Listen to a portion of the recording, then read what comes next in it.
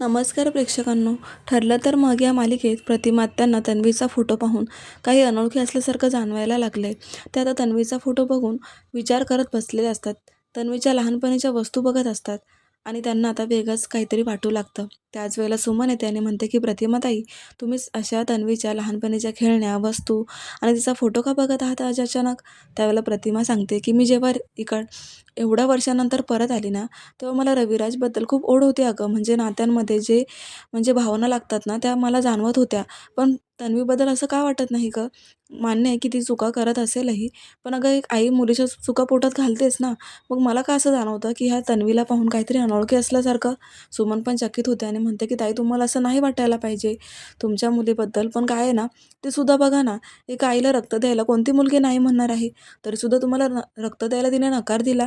ही बाब तर मला खूप खटकते. त्याच वेळेला प्रतिमा म्हणते की मला हे काही सुचत नाहीये की ही तन्वी अशी का वागत असेल? जन्म देणाऱ्या आई-वडिलांशी इतका खोटेपणा का करत असेल?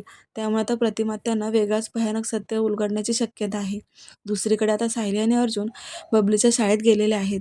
त्यांना ते इन्क्वायरी करायची आहे की जी 5वी मुलगी त्या सदाशिव आणि मैनाने कोणाला दत्तक दिली होती, त्या मुलीची काय नक्की भानगड आहे?